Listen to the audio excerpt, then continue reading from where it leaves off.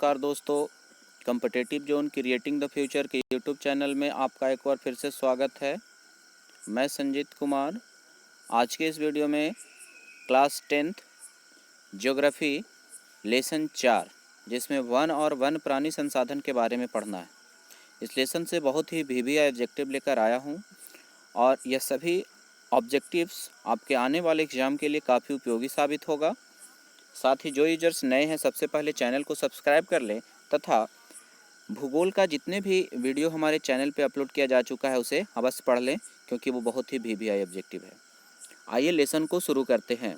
पहला प्रश्न है कि पर्यावरण के दृष्टिकोण से देश के कितने प्रतिशत भाग में वन आवश्यक है। तो इसका सही जवाब होगा 33.3%, है ना, ऑप्शन नंबर डी। पर्यावरण के दृष्टिकोण से देश के कितने प्रतिशत भाग में वन आवश्यक है, तो 33.3%। दूसरा प्रश्न है विश्व के कितने प्रतिशत भाग में अर्ध शुष्क वन का विस्तार है। तो इसका सही जवाब होगा ऑप्शन नंबर सी, है ना। विश्व के कितने प्रतिशत भाग में अर्ध शुष्क वन का विस्तार है, तो 25%। तीसरा प्रश्न है कि भारत में सर्वाधिक वन क्षेत्र कहाँ है ना। तो भारत में सर्वाधिक वन क्षेत्र जो है वो मध्य प्रदेश में है, ऑप्शन नंबर डी। ठीक है, चलिए अगला प्रश्न है कि भारत में मुख्यतः कितने प्रकार के वन पाए जाते हैं। तो भारत में मुख्यतः 5 प्रकार के वन पाए जाते हैं। भारत में मुख्यतः कितने प्रकार के वन पाए जाते हैं, तो 5 प्रकार के वन पाए जाते हैं।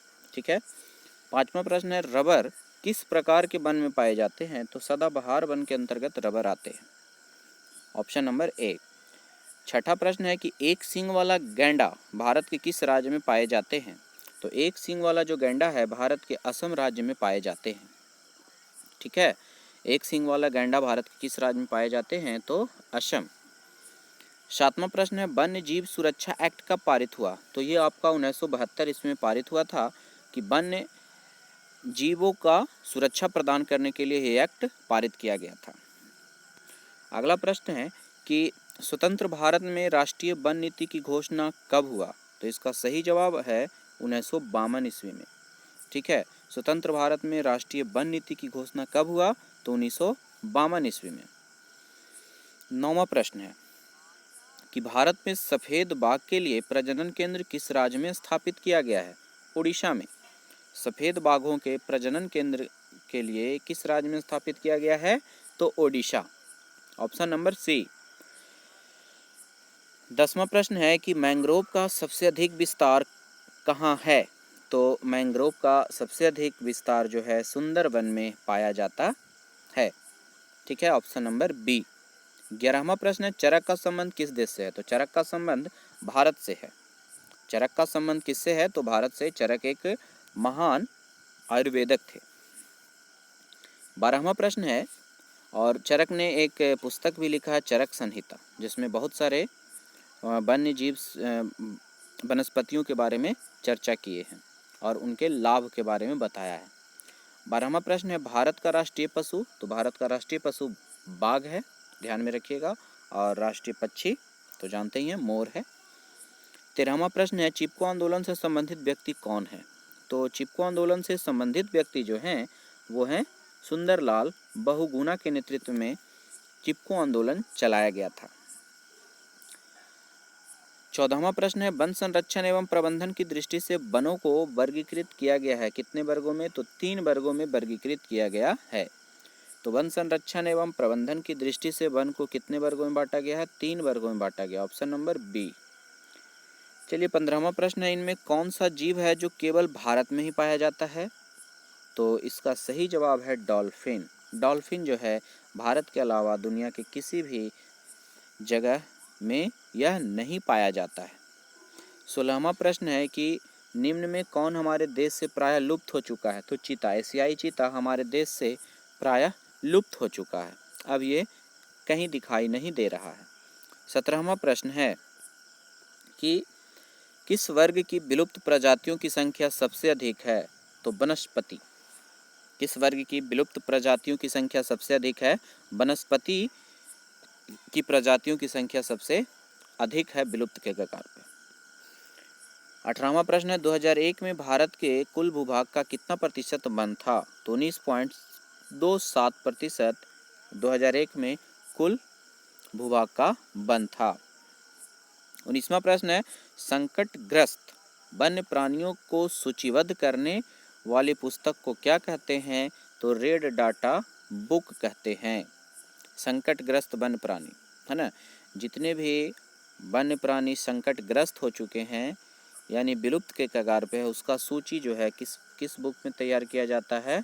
रेड डाटा बुक के अंतर्गत तैयार किया जाता है। और जो सामान्य वन्य प्राणी है वो ग्रीन बुक में ऐड किया जाता है।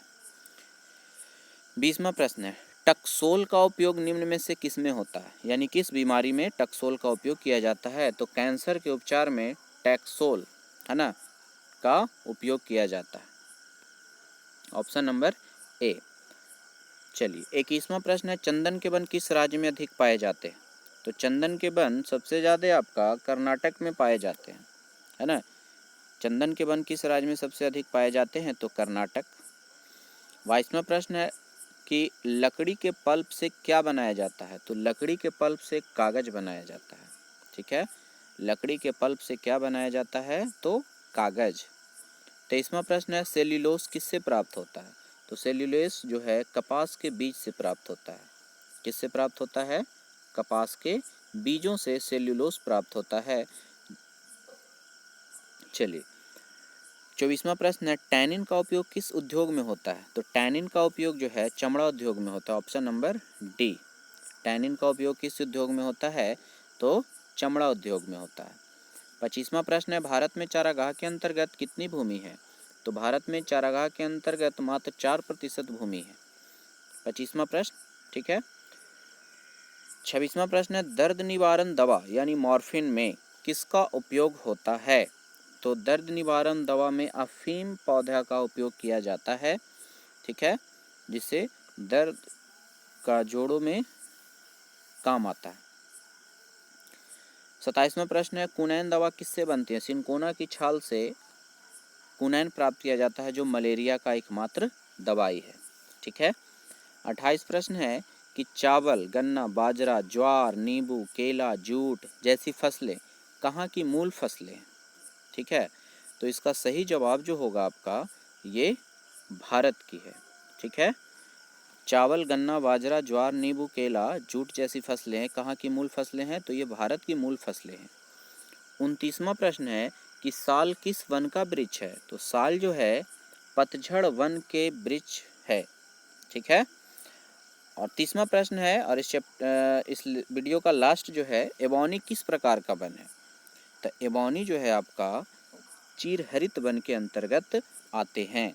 एबोनी किस वन के अंतर्गत आते हैं? तो चीरहरित वन के अंतर्गत आते हैं। चलिए दोस्तों, तो आज का वीडियो यहीं समाप्त होता है। उम्मीद करते हैं यह वीडियो आपको काफ़ी अच्छा लगा होगा। अगर हमारे वीडियो में कुछ आपको गलती नज़र आता है तो हमारे कमेंट बॉक्स में ज़रूर बताएं, ताकि हम उसका सुधार अगले वीडियो में कर सकें। Competitive zone creating the future के यूट्यूब चैनल से जुड़े रहने के लिए धन्यवाद। ज़्यादा से ज़्यादा इस वीडियो को लाइक करें, शेयर करें, साथ ही साथ सब्सक्राइब करें, ताकि वीडियो का नोटिफिकेशन आपको मिल सके। धन्यवाद।